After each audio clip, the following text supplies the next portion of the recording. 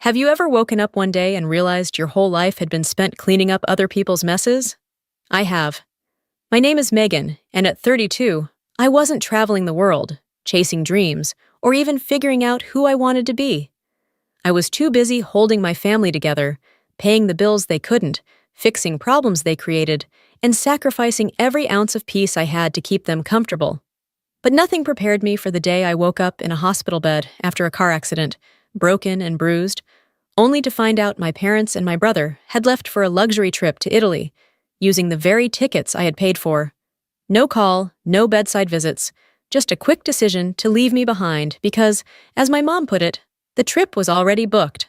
That was the moment everything cracked wide open. For the first time, I saw my life for what it really was. A never-ending cycle of giving, sacrificing, and being taken for granted. I thought the crash was rock bottom, but in truth, it was my wake-up call, a brutal, necessary breaking point that forced me to ask, what happens when the fixer stops fixing? This is my story, and trust me, it's not the one I ever expected to tell. I wasn't born the responsible one. I became her, gradually, reluctantly, and then all at once. While my friends in their early 30s were posting vacation selfies and celebrating career milestones, I was juggling my full-time job in digital branding with overdue utility bills that weren't even mine. I lived alone in a one-bedroom apartment in Denver, but my paycheck had to stretch far enough to cover my parents' mortgage shortfalls and my brother Ethan's therapy sessions. It wasn't always this way. There was a time back in college when I thought life would be different. I had dreams of starting my own agency, maybe even moving to New York, but reality came knocking when Ethan lost his job nearly a year ago and spiraled into what my parents lovingly called a rough patch. They never used words like irresponsible or entitled. They called it temporary. I called it exhausting. Every week followed the same script. My mom would call with a sweet, hesitant tone. "Honey, Ethan's therapist invoice just came in." I wouldn't ask if it wasn't important. And I would sigh, open my banking app, and send another payment. Nobody ever asked how I was doing. Nobody wondered if I could afford it. I was the problem solver, the dependable one, the background character holding the whole production together. Ethan, 5 years older, had quit his job in a blaze of anger after being passed over for a promotion. "They gave it to Bryce." "Bryce!" he shouted, tossing his phone onto my kitchen table. "After everything I've done!" Then, like it was the most rational move in the world, he walked out with no backup plan. Weeks passed, then months, and suddenly a year had gone by with Ethan scrolling job listings and rejecting interviews because the roles didn't offer remote flexibility or Friday wellness hours. According to him, he was being selective. According to me, and my dwindling savings, he was being a parasite. Still, I kept holding things together. I picked up freelance contracts. I skipped dinners out. I ignored the tension in my chest every time I opened my bank account. Responsibility doesn't make you feel strong when it's forced on you. It makes you feel invisible, like you're slowly drowning and no one notices you waving for help. Then came the idea of Rome. It had always been a fantasy, something I scribbled on a list during my sophomore year. Make pasta in Italy, drink red wine in a vineyard, watch the sunset from a balcony in Trastevere. Over the years, that list got buried beneath grocery receipts and rent reminders. But one night, after another round of bills and yet another guilt-laced phone call from Mom, I opened my laptop and typed Rome into the search bar. Just to feel something. The idea grew fast.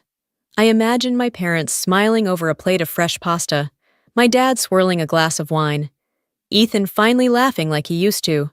I poured my heart into planning the trip, not just as a vacation, but as a chance to reconnect.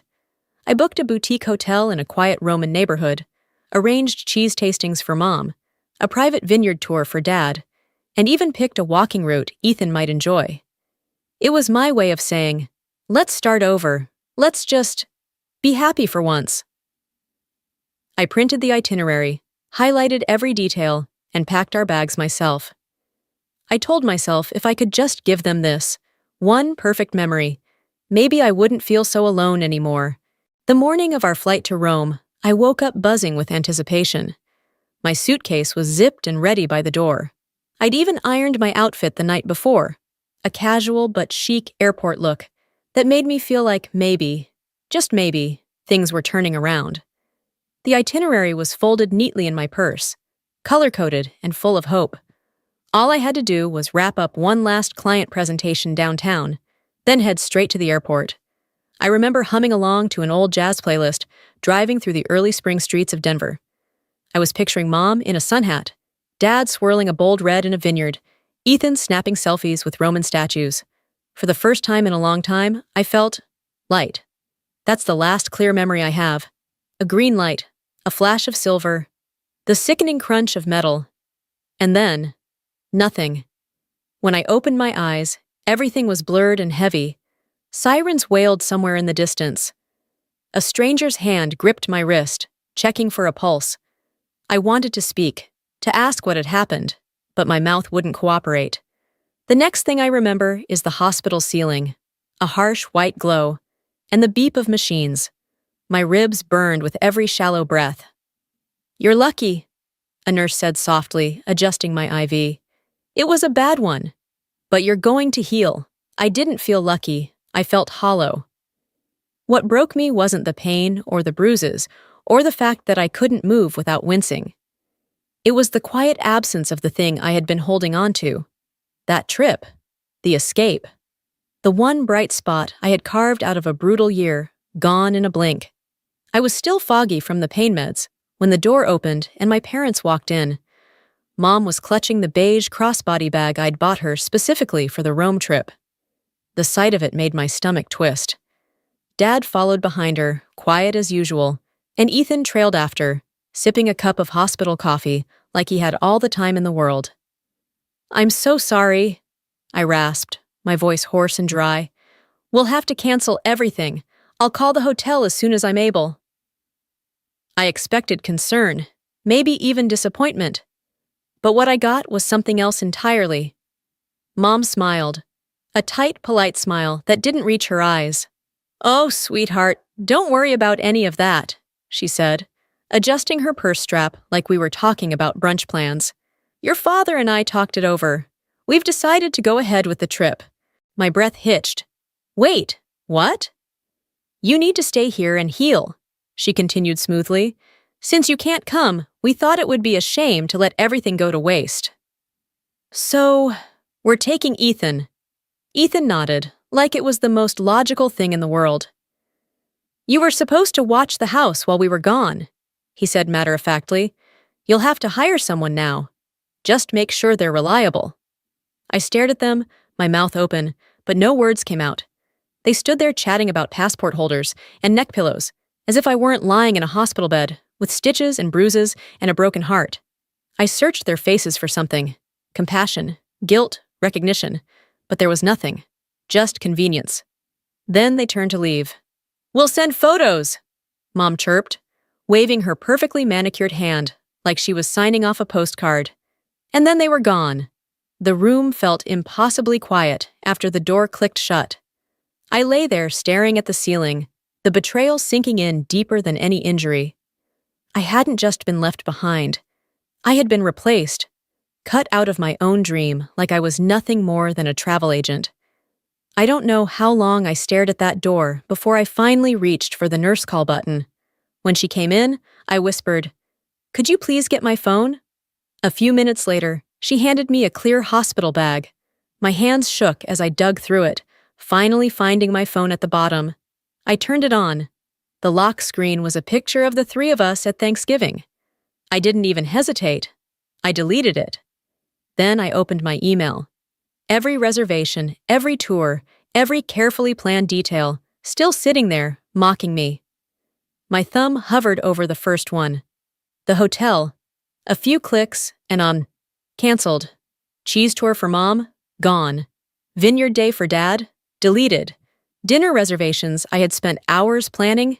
Erased. One by one, it all unraveled. And with each cancellation, the ache in my chest lightened just a little. The last thing was the return flights. I hesitated, my thumb trembling. I imagined them landing in Rome, tired and eager, only to find out they had nowhere to sleep. I pressed cancel. Done. I put the phone face down on the tray beside my bed and closed my eyes. For the first time in years, I wasn't holding everything together. I let it fall apart, and I felt calm. The days that followed felt like a strange kind of freedom. My phone vibrated almost constantly. Calls, texts, voicemails. At first, I was tempted to answer, out of habit more than anything else. But then I remembered the look on their faces when they left. How easily they had walked away, bags in hand, chatting about flight times and souvenirs. So I didn't answer, not once. By breakfast on the second day, I had 27 missed calls and 14 texts. By mid-morning, it was 42 and counting. I grabbed a pen from the nurse's station and started keeping tally on the back of my lunch menu. Calls, texts, voicemails. It started as a joke, but soon it felt like something else. Proof.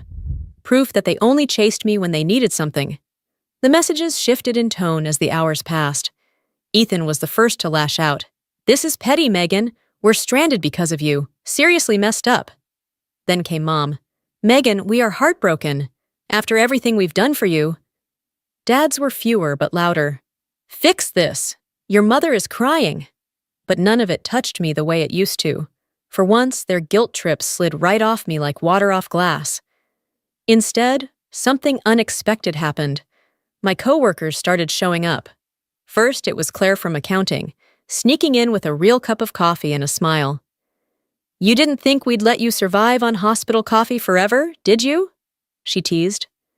Then came James and Priya from the creative team, armed with magazines and a box of donuts.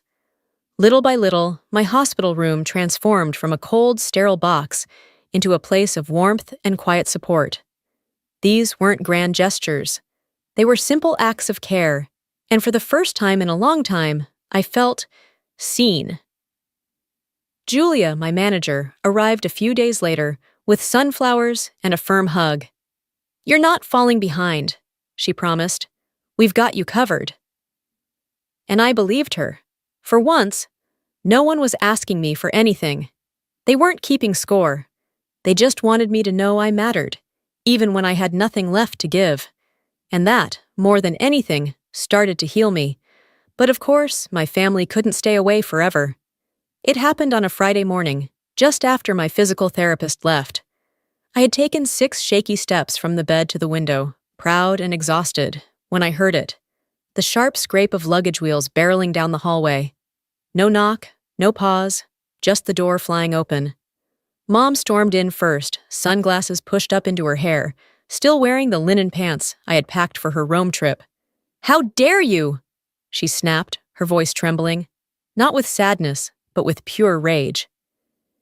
Ethan came in next, dragging his suitcase like a prop, and Dad followed, arms crossed, eyes cold. I didn't move. I just stood there gripping the window railing, steadying myself. "You abandoned us!" Mom spat, stepping closer to the bed. "We were stranded, humiliated after everything we've done for you." Ethan threw up his arms. "Look at her! Private room, 3 meals a day, nurses on standby, and we're out there sleeping in a dump that smells like mildew." I blinked, stunned. Not by their anger, but by their absolute audacity. Before I could speak, Nurse Amber slipped in, placing herself between us. "I'm going to have to ask you to lower your voices," she said calmly. "This is a recovery ward." They ignored her, of course. "You're not the victim here, Megan," Ethan barked.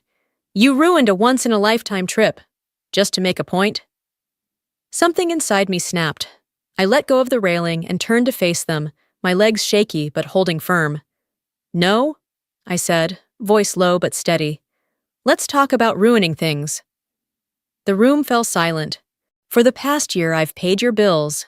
I've covered the rent. I've paid for Ethan's therapy. I've worked overtime so you could keep the lights on. And when I planned a trip to bring us together, something beautiful, you walked out on me the second I couldn't carry you anymore. Mom opened her mouth, but I raised a hand. "I was hit by a car. I needed surgery. I almost died. And what did you do? You left me? You packed your bags and left for Rome like I was nothing more than your travel agent." Ethan's face burned red. Dad looked away. And then Mom said the quiet part out loud. "We didn't know if you'd still be able to travel," she snapped. "We thought it was better to go while everything was still usable." Usable. That word hit harder than the crash ever did. Without breaking eye contact, I reached for the nurse call button and pressed it. "Yes, Megan?" Amber's voice crackled through the speaker. "Can you please send security?" I said calmly. "I'd like these people escorted out and added to my restricted visitors list." Mom gasped. "You can't be serious!" But I was. Security arrived within minutes, 2 officers stepping between us. "This patient is recovering from major trauma," one of them said firmly. "We're going to have to ask you to leave." They sputtered protests, but it didn't matter. Their voices faded as they were led down the hall, and with every step they took away from me, I felt lighter. Not broken, not bitter, just done. The silence after they left was strange, but peaceful. For years, I had braced myself for the next guilt trip, the next emotional grenade. But now, nothing. Just quiet. And in that quiet, I started to heal. Not just my ribs, but my heart. The doctors noticed. "You're recovering faster than expected," one of them said. I just smiled. For the first time, I wasn't carrying everyone else's weight. I was just me. Every day I pushed a little farther, from my bed to the window, down the hall, into the garden, where I sat under the spring sun and let myself breathe, deeply, fully. The pain was still there, but every step felt like reclaiming a piece of me. 2 weeks later, they discharged me. No family, no ride home, but as I stepped into the crisp Colorado air, I didn't feel abandoned. I felt free. When I unlocked my apartment, my breath caught. No mess, no chaos. Fresh tulips sat on the table, and a sticky note on the fridge read, "Welcome home, Megan. We've got your back." Signed by Julia and my team. That simple act undid me. Quiet, steady care. Not because they had to, but because they wanted to. Then came the text from my cousin Lisa. "Have you seen your mom's Facebook post?" I hadn't, but I looked. The usual drama. "We've done everything for our daughter, and she betrayed us in our time of need." What she didn't expect were the comments. "Lisa, you left Megan in a hospital bed to sip wine in Rome. Don't twist it." Others chimed in too. The truth spread fast. The post vanished within hours. I didn't respond. I didn't need to. Instead, I focused on getting stronger. I worked part-time, then eased back into the office. The day I walked through those doors without a cane, my team erupted into applause. A banner hung over my desk. "Welcome back, boss lady." That night, I sat on my couch with a slice of cake and opened my laptop. I typed Rome into the search bar. Same hotel, same tours. But this time, I booked for one. Just me. The confirmation email dinged, and I smiled. Finally, something that was mine. And mine alone.